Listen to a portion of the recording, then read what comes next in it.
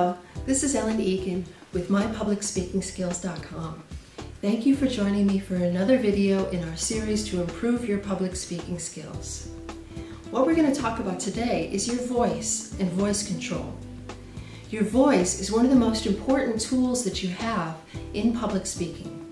It's the way that you capture your audience. It's the way that you move people along through your presentation into your natural conclusion. It's the way that you provide a little bit of variety within your presentation to help animate as you're talking. Now, how do we get some better voice control? One of the most important things that we can do in voice control is establish a good breath. Often when people are nervous with public speaking, they forget to breathe and you hyperventilate and you look very nervous and you feel more nervous. When you relax and get a nice breath, you can easily feel more confident, feel more comfortable, and be able to speak more confidently and comfortably. Okay, how do we do that? How do we get better breath control? Well, first of all, think about where your breath really lives. Your breath isn't here in your lungs. In fact, often you'll see that people breathe with their shoulders. When you breathe here, your breath doesn't live here. Your breath actually lives here. If anybody's ever done any yoga or singing or music training, you know that your breath actually resides here in your diaphragm. So if you need to, instead of thinking about breathing with your shoulders, think about breathing with your tummy. Go ahead, try it. Okay. Take a nice deep breath and you will immediately notice as you start speaking that you have greater breath control, that you have more comfortable speaking because you have more air, you have more breath. Okay? So one of the first things that we want to do is think about our breath. Go ahead and breathe with your diaphragm. Another thing that we'll want to think about as we're working on our voice control is where are we putting our attention as we're breathing? Because this isn't just about volume and intonation and those sorts of things with voice control. Actually, where is your attention as you're breathing? Often people think that their voice is here in their voice box, and this is actually a very small area and it can seem very cramped as you start to speak from here. And that's where people, as I do it, I even start to get a frog in my voice. Go ahead and move your attention down. In fact, there's a Japanese word for this. It's called hara. And you move your attention down to your hara, to the center of your being. Go ahead and stand up and try it now. Just stand up, and as you're speaking, first of all, try speaking just from your voice box here, and it sounds very cramped. And then change and move your attention down to your center of your being. Think of it as your belly button, if you like. Okay?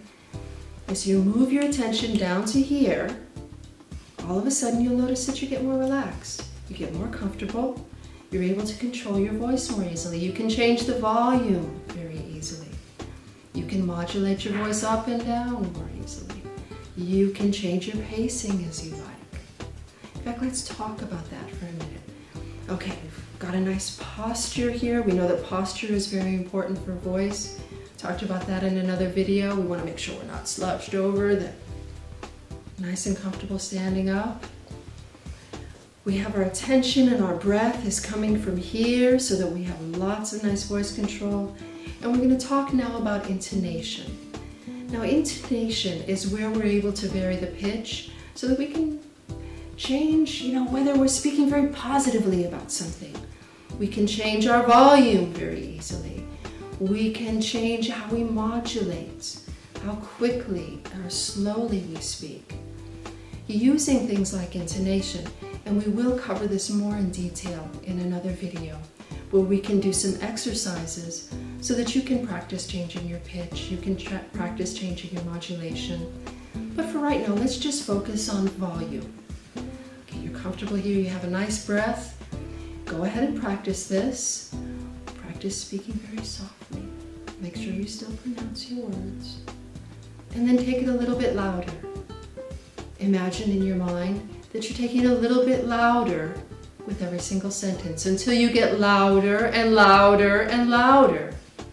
Now, as long as you have breath, you can make your voice as loud as you want. and get someone's attention at the very back of the room, or speak very quietly to somebody who's right in front of you. In fact, sometimes if you bring your voice very soft, it helps to actually draw your audience in more closely. It's like one of those little dramatic effects. But you can use these techniques as long as you have voice control. So what I would like you to do now is practice with volume.